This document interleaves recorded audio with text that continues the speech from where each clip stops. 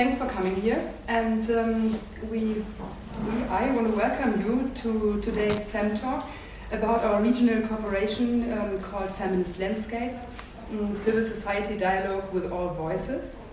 And yes, I think we all can say we are happy to be Women's Fund's Armenia's guest today, and not only today, but in fact part of us nearly the whole week for project meetings, for strategizing together and for reflecting the project that we are working on and the projects that are to be realized or that will be realized throughout the next years. We five represent women's funds from Armenia, Georgia, Poland, Ukraine and Germany. My name is Nina Helka and I work for the Germany-based women's fund filia, die Frauenstiftung. Filia coordinates the ongoing project about feminist landscapes, and I am moderating this talk, this event, this evening. And I suggest that first, or I ask you to introduce you with name and the funds, and then we go on. Maybe I can start and also thank our sister funds for being here, for this really great opportunity for choosing also to come in these difficult times. So we're very, very grateful, and thank you for our guests for joining us for this FemTalk. It's I think the majority knows that we usually each month we have these FemTalks in the format of we have usually one presenter, but then today you see it's more than one people, and we have moderator also, facilitator, so thank you, Nina. And yes, I'm Gohar from Women's Fund Armenia, and I'm looking forward to interesting conversations and also learning more about, it might sounds funny, but I also want to learn more about our partners as well. My name is Gosia, and I'm part of the grant-making team of Feminist Fund in Poland. Thank you. I'm Salome from Women's Fund in Georgia, and it's an absolute pleasure to be here tonight.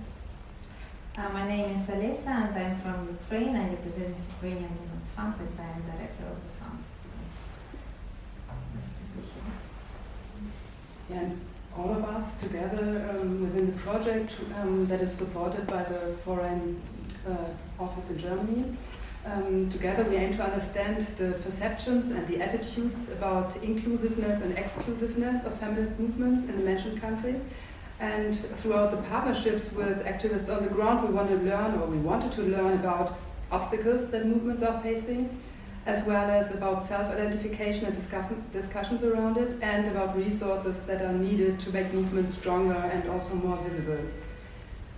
We will have a panel discussion for about 14 minutes. That's how we learn that FemTalks often take place, and then we will open the discussion with you, and be open for Q&A. And to understand mechanisms of inclusion and exclusion within women's movements, women's rights movements, we used or framed the term feminist landscapes because we thought it might be a useful topic to work on. And this is what we want to talk about in the first part of the talk. And we asked us, and we also discussed it, and we reached out to partner organizations to get an idea about the question on what is the feminist landscape in the countries we are talking about, and how each of us sees feminist landscapes in their countries. So I would perhaps ask you, Gosha, as the first person to please describe what did you find out, what did you discuss with your partners, what is the feminist landscape that is present in Poland?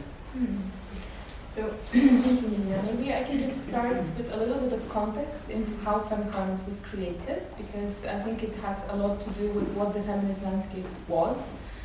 And FemFund was created in 2018, and it was a time when, on one hand, there was a lot of growing attacks on human rights and also on women and trans rights in Poland.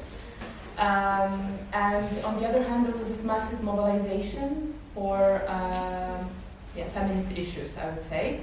And we saw that the traditional landscape of organizations that were being seen as the main feminist actors was mostly dominated by the issues of gender-based violence. This was like the flag topic of feminist movement in Poland, and also obviously reproduction rights, but those organizations would rarely use the word abortion to call what they were trying to achieve, actually.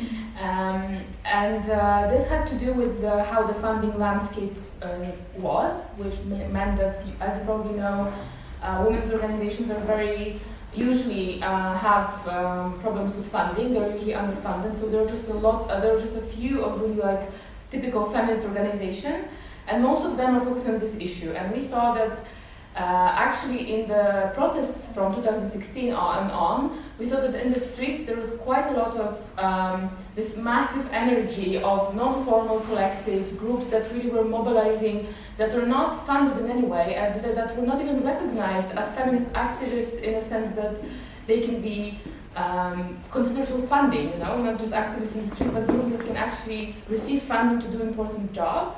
And in many ways, because of the fact that the donors' agenda was really to focus on gender-based violence and access to reproductive rights, other issues that were feminist issues were not really getting the same attention, and were really kind of sidelined because there was just simply no space for them, I would say, to actually emerge. And this is why FemFund was started. So we support also informal groups and collectives, not just NGOs. And we have a participatory grant-making mechanisms, which means that we kind of allow the movement to decide what is going to get funding. And we focus on groups that face multiple discrimination, and also located outside of the biggest cities. And then we saw that actually, so when the first mini grants call was launched and when the application came in, we saw that there is such a great variety of feminist activists who are doing things that are not necessarily considered feminist in the mainstream. So there are women in rural areas, there are women with disabilities who really focus on accessibility of different areas in social life, and how, for example, gender-based violence also impacts women with disabilities, but in a very different way than usually when we talk about gender-based violence, which usually focus on women who don't have disabilities. So there were also deaf women, but also trans community, trans people and non-binary people. So I would say that the feminist landscape in Poland, what we try to do is we really try to create this space where different topics and different needs can really not emerge, but just be heard by the way that we give funding, give grants. And this also, I would say, means that groups can learn about each other topics, because when they review and read each other's applications, they actually say, oh, this is also feminist, right? This is also a feminist issue, just from a different lens and a different perspective. And since then, of course, a lot has changed. And one thing that I would say we talked about, which I think is interesting as a finding from the perspective of feminist landscape, is we talked with groups, we had a research conducted, and we talked a lot about whether they consider that the feminist movement should be united. And a lot of them said, we don't want unified feminist movement, because we think that would actually sideline a lot of issues. That would make a lot of issues that we focus on not heard, because if we try to have one agenda, some things are not going to fit into it. What they say, we want a movement that is interconnected, so that there is solidarity and connections between movements and between groups and networks, which then we can collaborate if we really think that there is a need for collaboration, or if we need to strengthen each other. But that is okay that we have that the feminist landscape is quite diverse, and we want it to stay this way, because this actually allows us to be heard and to express ourselves in a way that we want, and to express our politics, our challenges, without trying to fit it into one box that everyone can agree on. So I'd say that's the main findings that we had. And focusing on this issue of the diverse movement, the diversity of the feminist movement, Can anybody of you relate to this, or how would you describe the feminist movements that you, how would you describe it, and what did your partners reflect on it or discuss on it? Is it more a homogeneous movement? Are there different movements? Is it like a hilly or diverse landscape? What would you say from Georgia, from a Georgian perspective or a Ukrainian perspective or a movement?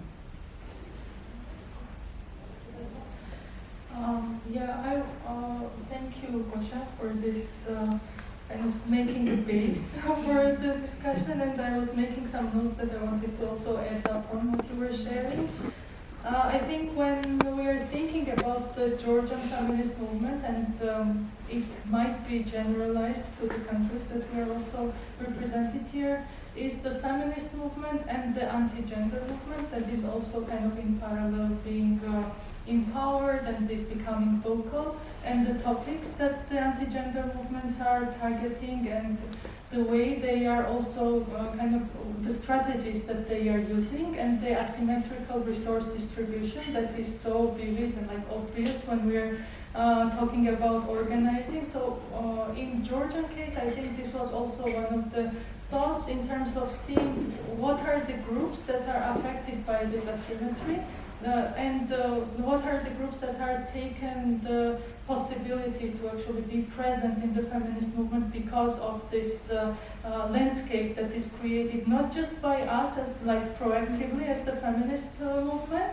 but also like we all know that we usually have to be reactive considering the challenges in the region that we are facing, and I'm not gonna go into the challenges that my colleagues will be more precise in explaining. But also as the Georgian representative, I would say that the context in the region is affecting the concrete countries very precisely, like war, including war and pandemic, which is, we like to say post-pandemic, but then it is also a big question mark if we are in the post-pandemic era, like what do we call it right now, like in this kind of transition period. So all those challenges and all those obstacles were also the informant of how we as the feminist movement organize and how we make sure that there are the voices that are heard. And also the characteristics of the women's funds in general is that we are also the activist fund. So there is also this huge challenge, or I don't know, the huge task to actually eliminate the hierarchy between the donor-grantee relationship, but also make sure that our strategy and our vision and our mission basically aligns with what the feminist movement in general is fighting for or going forward or going towards. And I think that was also very important in terms of seeing ourselves as the part of the feminist movement, in terms of aligning with those groups that are not at this point represented in general. I'll stop here and then I'll add. So may add from Ukrainian perspective. So we are in such a situation that our project was divided into two parts, and I need to mention this because it was like the first part was before full-scale invasion of Russia to Ukraine, and after this, and pictures are very different.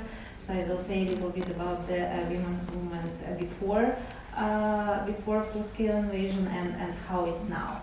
So, and if to come back 8 years ago when the Revolution of Dignity happened, our country was in the process of transformation, and we saw that different processes are happening in Ukraine, but women are not included, are excluded from these processes, and they are not at the tables where decisions were taken.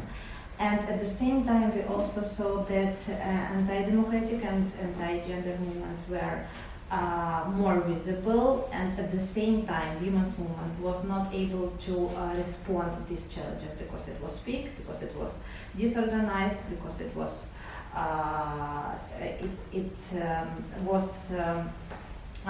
they didn't want to speak to each other, they didn't want to coordinate and cooperate, and that's why we decided at the Ukrainian Women's Fund that we have to change, because we are also the part of considering ourselves as the part of the feminist movement in Ukraine, and we decided that yes, we need to do something with this, and we need to start talking with the movement about challenges, about needs, about strengths and weaknesses of our feminist movement, and we organized a lot many different platforms and talked openly about our weaknesses, about issues that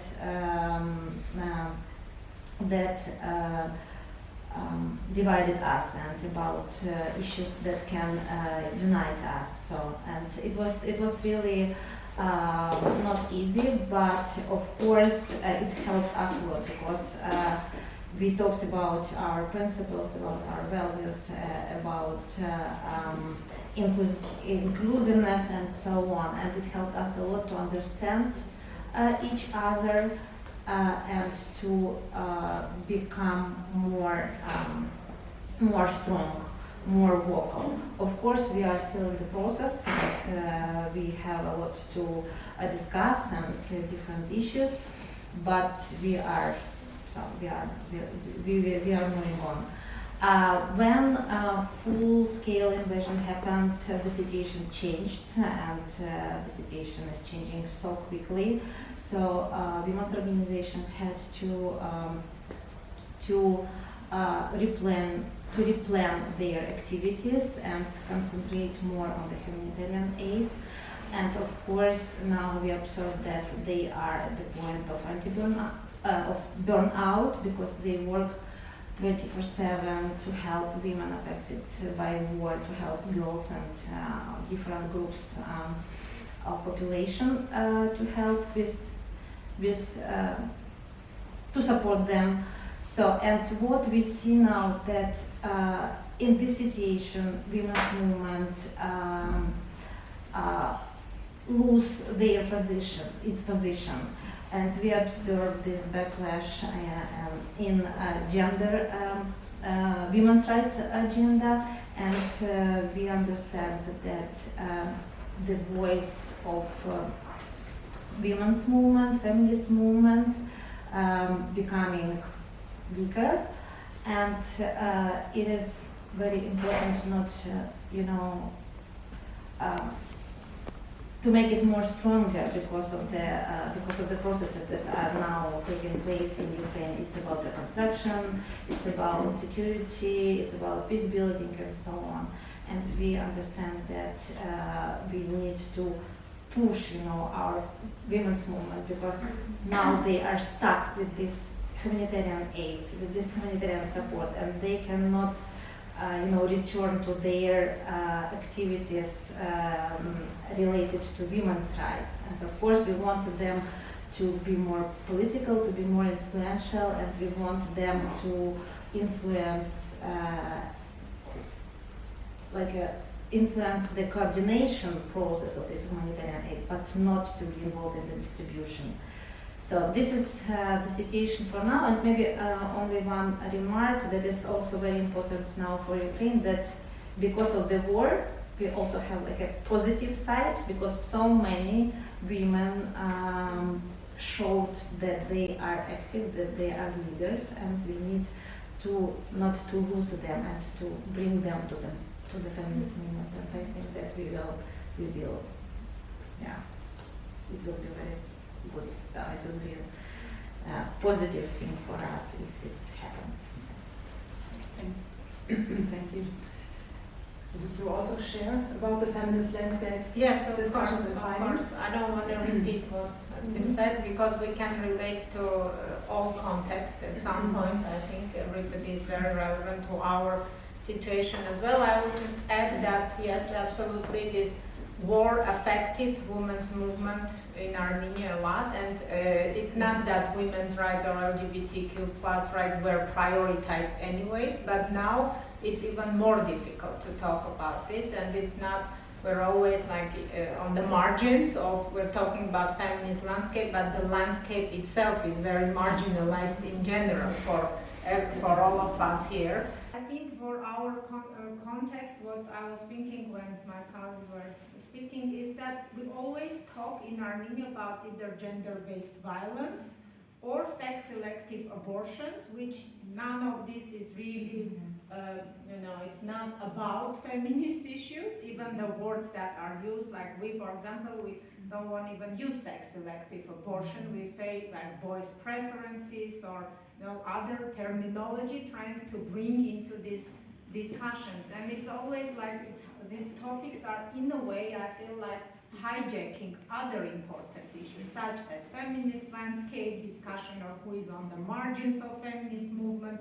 So these mainstream topics that emerged through the support of a lot of international also organizations that like using this wording. So as Women's Fund, we're trying to bring, as we see, other partners, other type of discourse into this discussion, so it can still stay alive, the real feminist discourse. Can I just maybe add on something? Because I think that the topic of burnout really popped up, and I think burnout is a huge part of the landscape. And I would say in two ways. One is, of course, the challenges that are quite recent and going on now. And in Poland, we had a lot of discussion with our partners that this really also is about the visibility of the movement itself, because the movement in some way is not visible because it's doing all the work behind the scenes, providing humanitarian aid, providing food, shelter, healthcare. Abortion activism in Poland is basically providing abortion. Really, there's not a lot of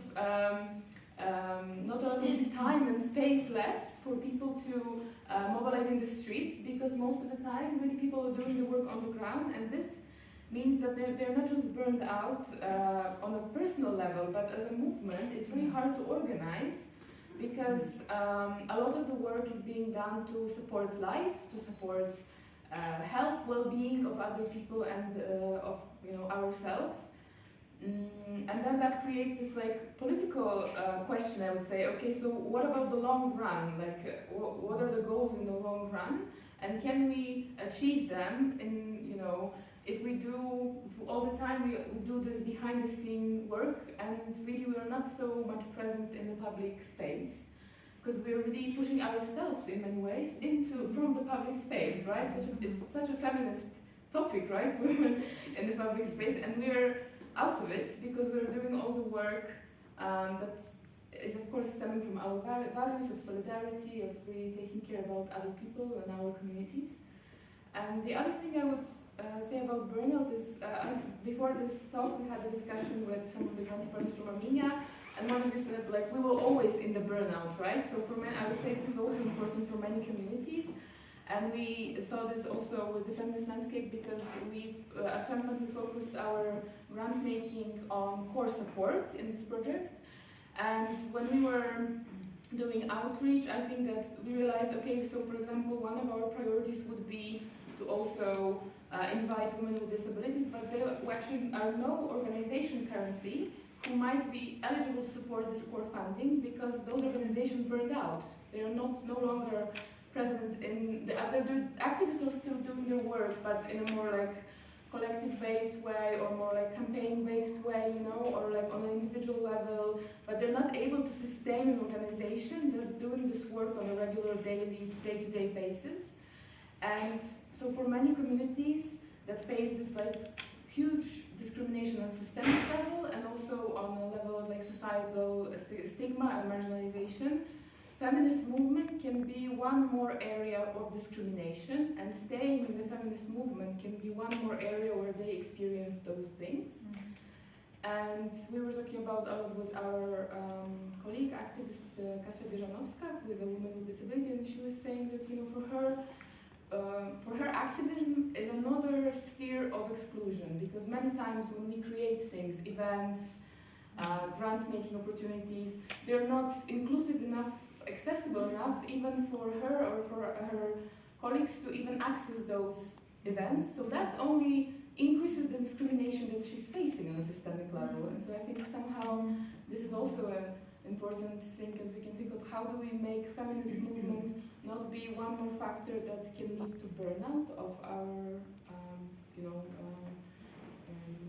colleagues, activists, and communities.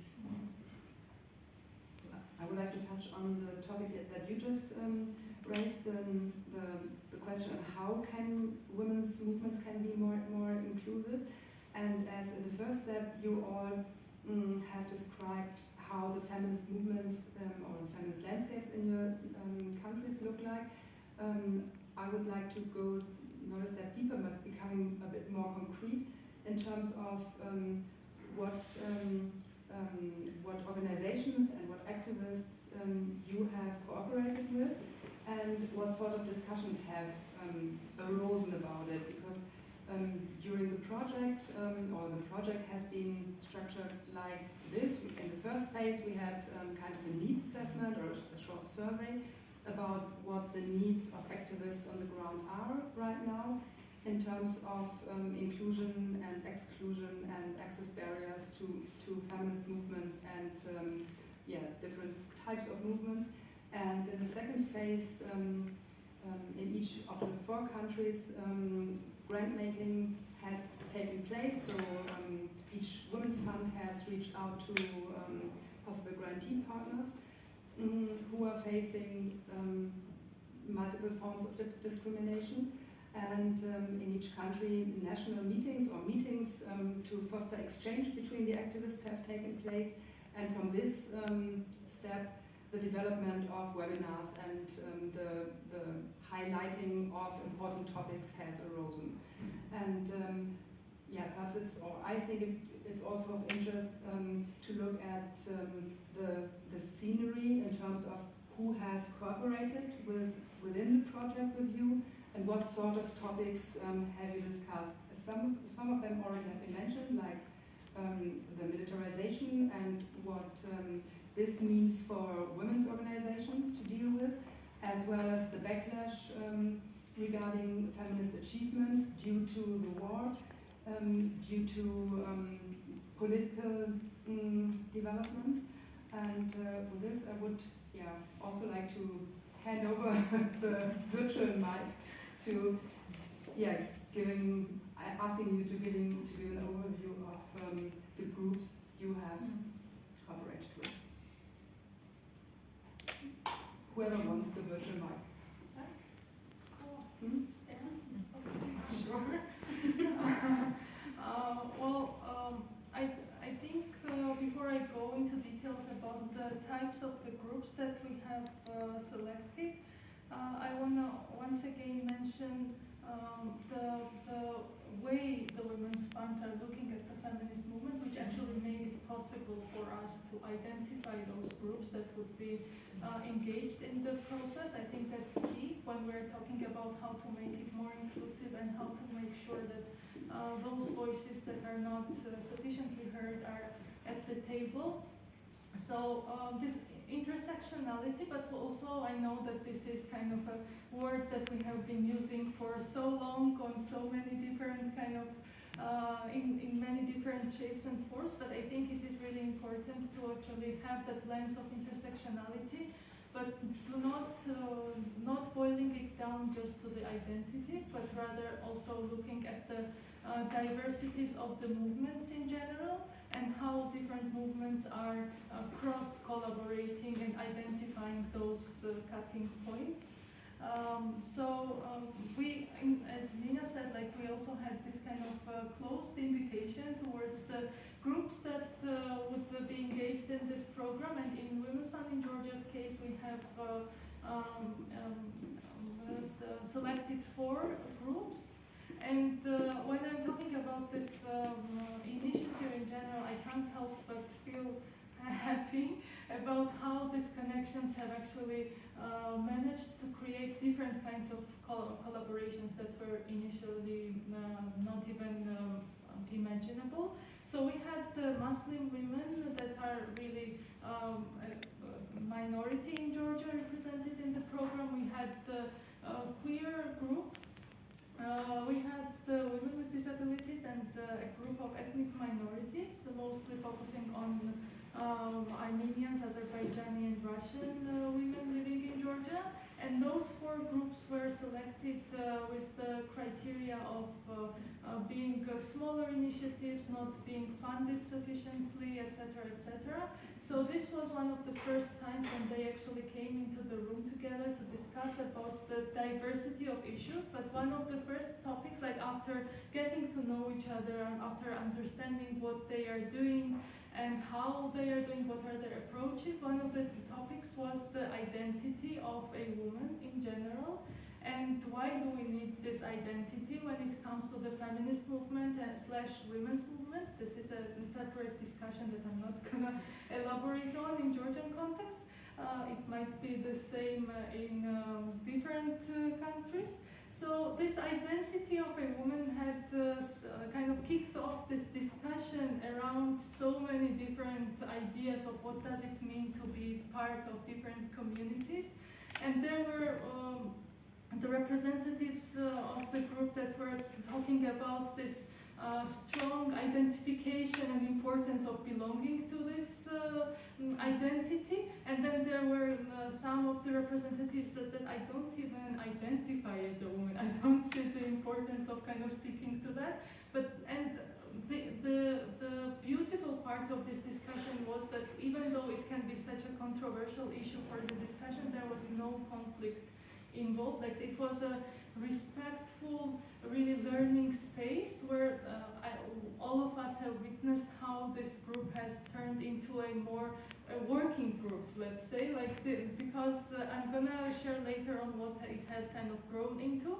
And one of the important topics that we were also collectively discussing was the mainstream feminist movement, and where do the mainstream feminists, where are the groups that are at the margins of the feminist movement, mainstream feminist movement, and how do we understand mainstream at all? Like, what does it mean when we say mainstream feminist movement? Like, is it a liberal feminism? Is it like a feminism that is inclusive of anybody? Like, what is that in general? So it was also, and we had an opportunity to actually talk to one of the, well, she identifies as a, okay, I'm not gonna label her as how she identifies ideologically, because it might not be right, but like, she is one of the most respectful feminists in Georgia, and like whatever she said, like she always comes with these arguments around the liberal feminism and radical feminist, etc., etc. So it was a wonderful conversation around locating ourselves in the mainstream feminism, or kind of lacking this location somehow. So after all of those discussions, and we still are in the process of kind of identifying how to move forward, like around the healing, safety, and the burnout and everything. But at this point, the group has actually decided that they want to go beyond what we have been doing collectively. And starting from next month, they are going to host a forum which will be dedicated and led, and kind of the main space will be taken by the feminists that are coming from the rural areas, that are representing the marginal groups. I don't like that word, but you know, like those that are at the margins of the feminist movement. And the idea is to actually invite the mainstream feminist representatives and to talk about it from the perspective of the voices that are not sufficiently heard in the feminist movement, and to make the environment where the mainstream feminists are actually listening rather than taking the main floor. So this is the kind of an upcoming event at this point, but yeah, all of us engaged in the process, and all the colleagues that were part of this as we were sharing our progress along the way. I think there is this moment of joyfulness also, like looking at the groups that have managed to actually create this kind of space where we can actually learn from each other without the fear of or labeling each other with the stereotypes that comes into the room once we're entering sometimes. So yeah, it has been a wonderful experience, really. Thank you. Sounds like it. So I can continue. So in our case, in Ukrainian case, how we selected our partner organizations, we used the power of partnership. We have different networks of partners at the Ukrainian Women's Fund. So we have regional partners representing women's, like a local women's movement in even region of Ukraine, and we also have thematic partners. And we contacted our thematic partners and asked them to recommend us some small new organizations that are not visible in Ukraine, but they are active and they have potential and they want to become stronger. And these thematic partners, they recommended us 5 organizations. We working with women with disabilities, working with sex workers, women sex workers, women living with HIV, Roma women, and women from queer community. So we started to work with these 5 organizations, and unfortunately, then Roma women organization, they had not enough capacity to continue our project, to be involved fully in the project, and they were forced to stop our cooperation. But 4 more organizations, we had a very good discussion, and we also discussed with them the barriers and reasons that limit organizations to be actively involved in women's movement in Ukraine. And we also talked about what we can do together to change the situation and to see feminist movement in Ukraine more stronger, more vocal, and more representative. So, and if it is interesting, I can list several barriers that were identified by our partners, and it is the first one. It is stereotyping. It's about the stereotypes that exist outside and inside of the communities, and this is about, for your better understanding, this is about representatives of one vulnerable groups doesn't want to be associated with the representatives from the other vulnerable group because of social bias. It is like, for example, women living with HIV refuses to march next to women sex workers, for example, and we discussed this problem and how we can change it. Also, our partner organization mentioned about the self-stigma, and this causes fear to talk openly, to share experience, to ask questions, and this influences negatively on the development of the community, and also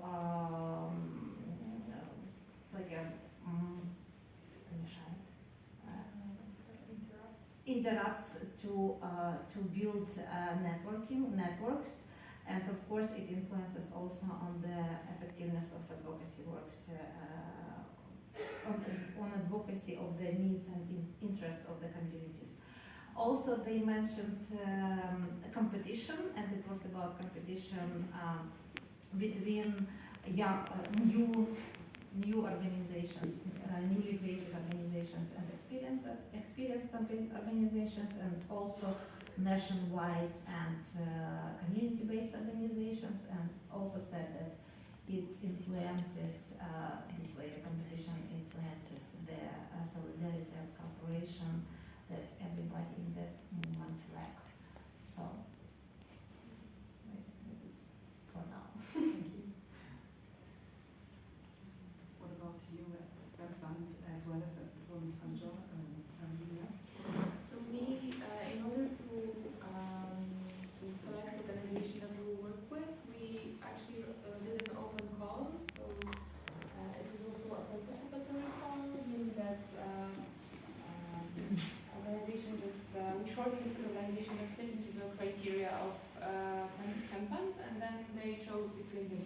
the groups that will receive funding.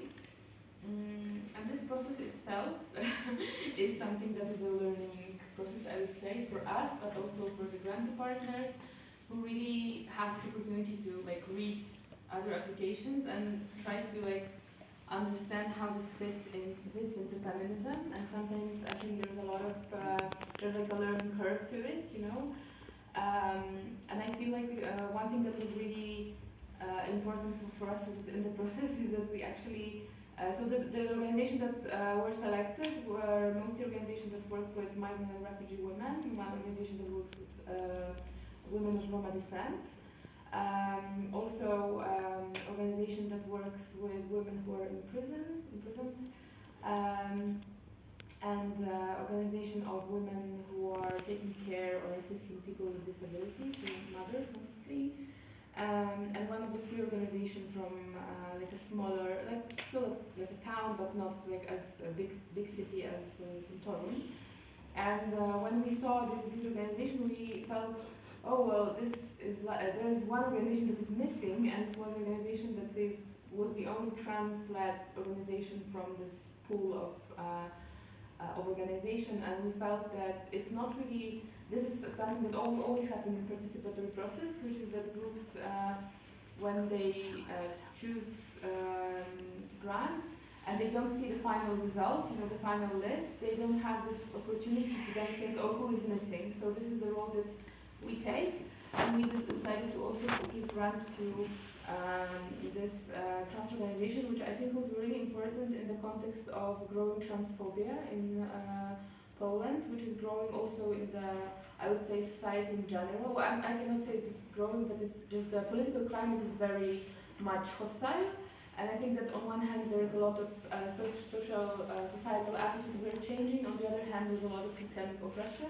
And with this increased visibility of trans community, there's also a backlash against it, also within the feminist movement. So there's a lot of trans exclusionary kind of feminist approaches that are emerging and getting more vocal. And in terms of the learning, I would say that the biggest really learning for the community as a whole was the grantee partner meeting that we organized in September, and it was a very big event. And we decided to make it an open call for proposals so that groups could actually propose activities and workshops that they wanted to create. And this is the opportunity where groups that work with Roma community, who are also of Roma descent, also part of the Romani community, they organize a workshop. And I think that was really important because oftentimes I feel like we call each other intersectional, right? Intersectional feminists. But actually there's a lot of knowledge behind that needs to be acquired behind that word, and there's a lot of knowledge about different realities and different challenges and languages and everything. It's such a, I would say, it really requires a lot of effort to practice intersectionality, and the first part would be actually learning about what are the challenges and what are the situations. And in terms of when it comes to Roma community, I think it's really important because since February, since a lot of refugees from Ukraine started coming into Poland, we've seen that there is a huge discrimination of refugees who come from Roma community in Poland, and that they're really not able to receive the same level of support and aid and security that other refugees are able to get, or to also, unfortunately, not from the state, but also from humanitarian organizations who are based on volunteers, so they don't also always have the capacity to provide trainings on a regular basis, and it's really creates a huge,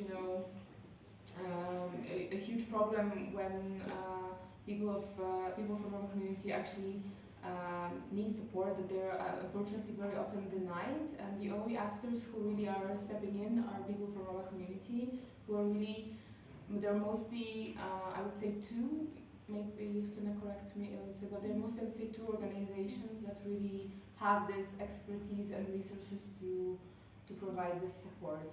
So I think that was a learning moment for a lot of people, and they said, wow, we didn't know all of this. And I think for me it just highlights how important it is to create those opportunities for people to actually share, and that sometimes just being in the same space is just not enough to practice. It's not necessarily an intersectional space just because we claim it, but we also need to create like intentional opportunities for this to happen. And the other thing I would say, the learning was also about the accessibility, which was that this was a huge topic for us because we received a lot of criticism from women with disabilities. Well, not a lot, but just a criticism, I would say, when it comes to our participatory process. That when one of the collectives that represented women with disabilities, they were reading each application from other organizations. They told us there was not a single activity we could take part because none of them was accessible. Mm-hmm. So that was like a really eye-opening for us, and we wondered how can we like touch upon this in the community, because we didn't want to like make it a requirement that you need to make it accessible, because then we think, okay, what about other areas of exclusion, right? There's so many. Do we need to like make this like checklist, that you need to do? And then if it's coming from, the top, like what is our position as a fund then, we as a fund are not accessible actually in many ways, Our office is on the first floor where there's no elevator, so who are we then to expect activists to be fully accessible? But during this grant partner meeting, there were also deaf women who were presenting in this workshop, and there was also this activist who is a woman with disability. And this opportunity for them to share their experience and to talk about what inclusive and accessible activism is really created like this joint feeling that this is not, a requirement. This is not something that you need to like cross off your list if you want to be like a good feminist. You want to get an A on a feminist test. It's something that's like really.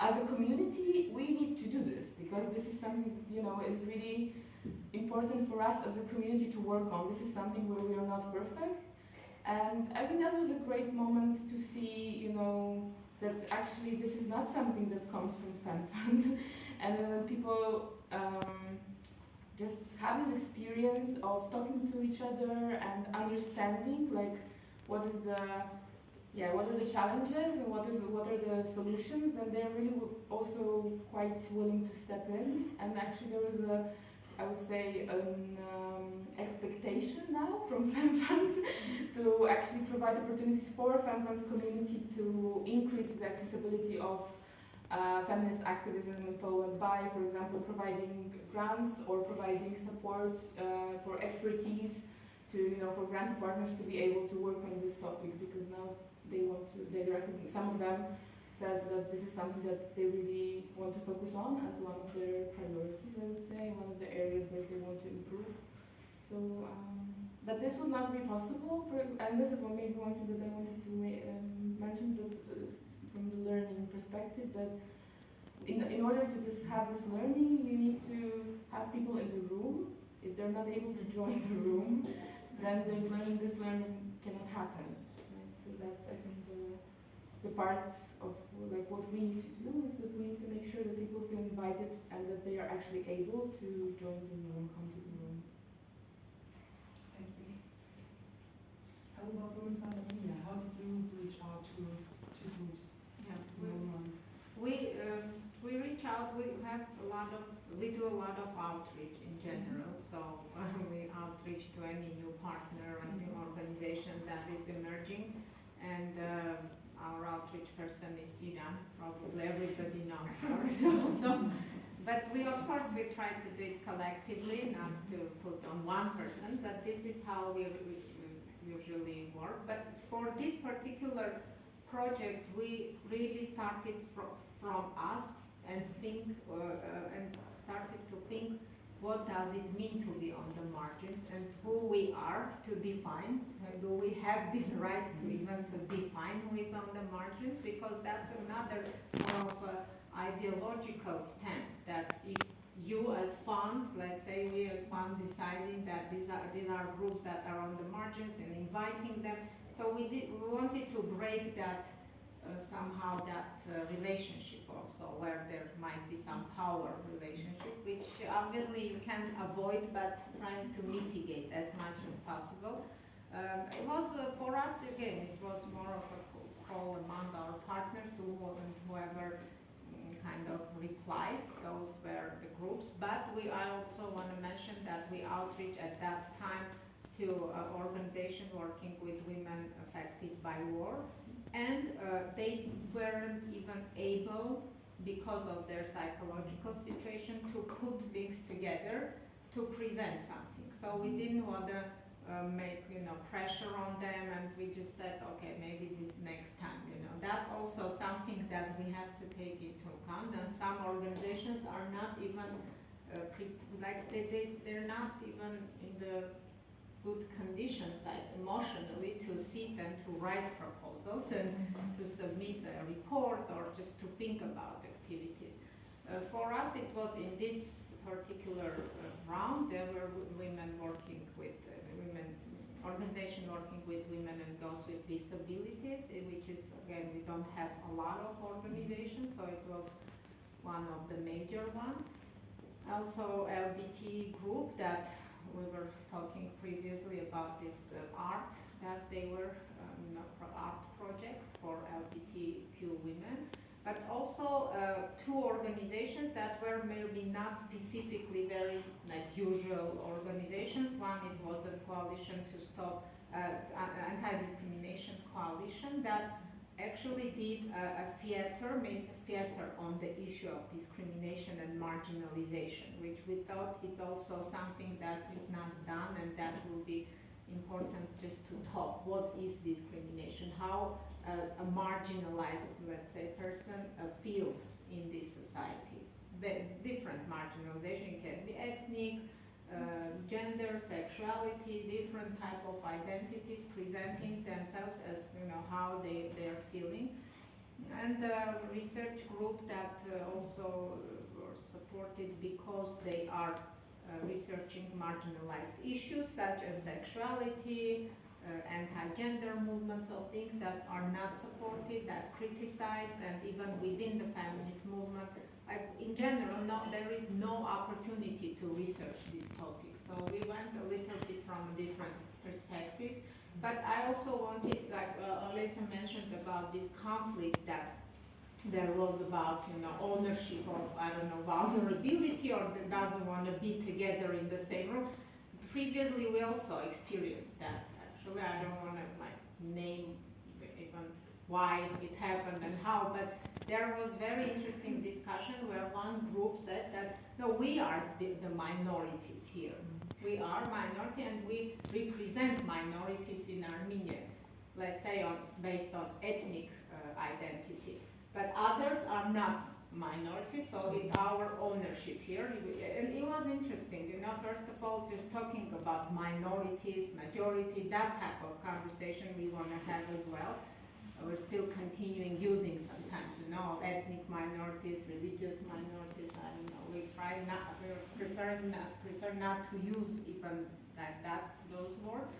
But in general, it was interesting conversation about ownership of this vulnerability in a way, or marginalization. I don't know. Like we are the ones, and now it's expanding, and more groups are entering into this space, which was a little bit. Not like there was some tension there as well. So, and it showed that there is a space for these honest conversations also. Like, there are all of us at some point vulnerable, marginalized based on various dimensions. I don't know. So,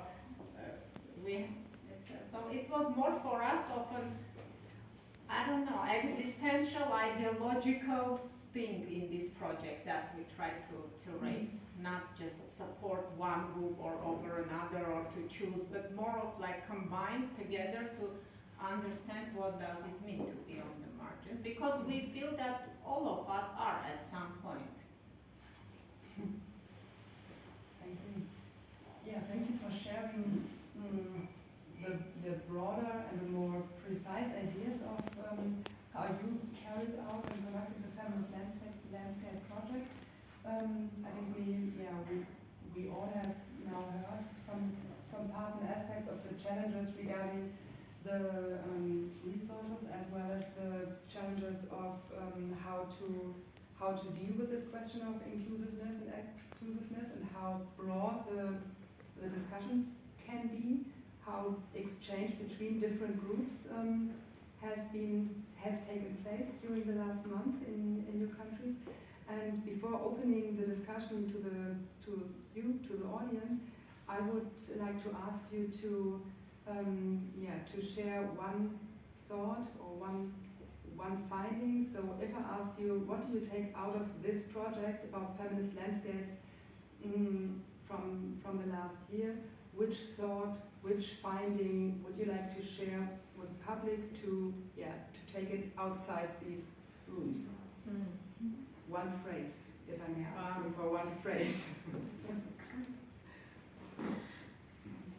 I can maybe share that for me really is important to remember that feminist landscapes are constantly changing. So if you only have like this snapshot and then you move on 2 months ago, that picture would look differently, and the groups are constantly and communities are constantly like changing the way that they define their oppression or their strategies, and there are emerging new issues that were not previously discussed or were kind of hidden from the view. And it's really important to keep that open eye and open ear to seek those new. I struggle to say new because it's not new, but rather maybe the communities and issues that we were not hearing enough by the way that we're doing activism, but also that that change the way that they self-identify or they identify their oppression and that they define it in a way. So I would say that this is really like a challenge. Then how to talk about it, as you said, if we define a certain way that this is a marginalization, these are marginalized groups, then maybe some groups that are also really facing a lot of systemic oppressions do not fit into this because we kind of predefined it and we didn't really take into consideration that also this keeps changing a lot and evolving. So that is something that we need to constantly be in this kind of outreach mode of really being really very conscious and intentional about reflecting on the margins and marginalization movement. Okay, the feminist landscape is constantly changing. Thank you. Yeah.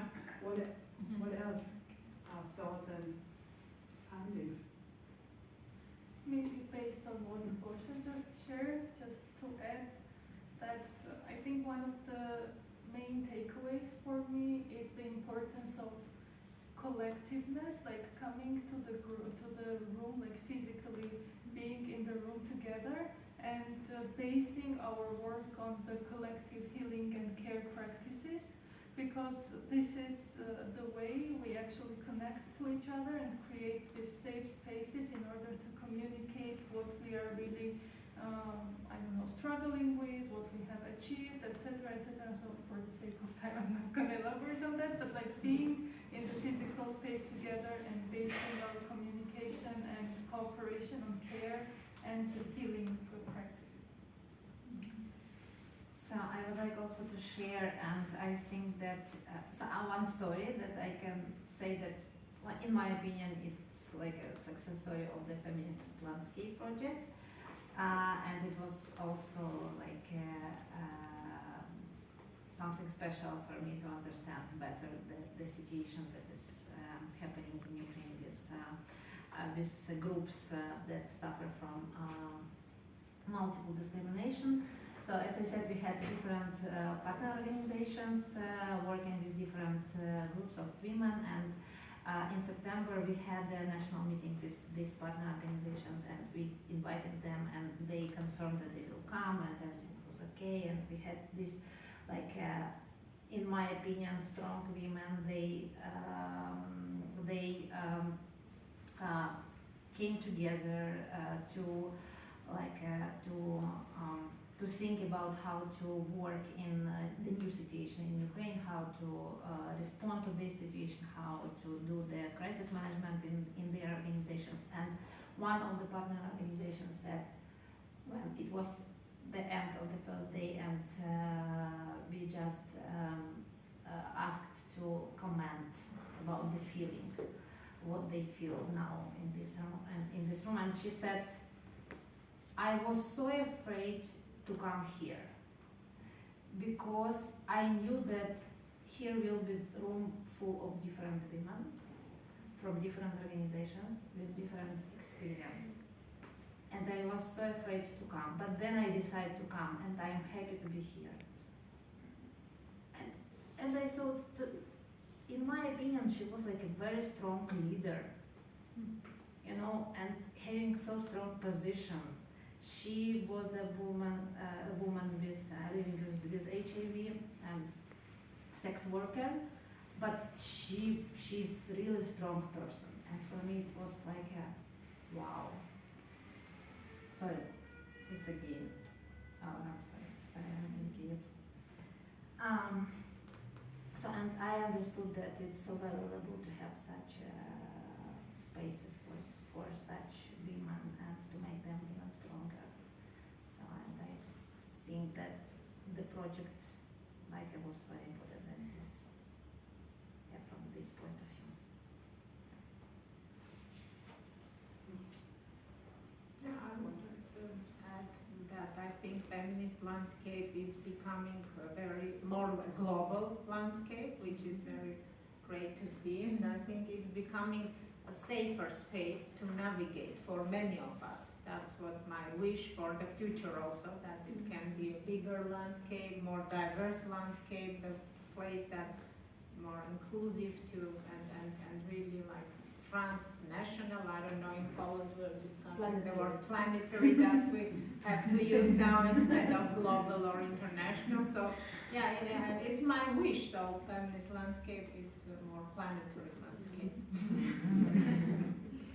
I think the phrases or the thoughts that you just shared remind me to something that Salome shared today, earlier this day, when we talked about what is the role of feminist funds or of women's funds regarding the feminist movements.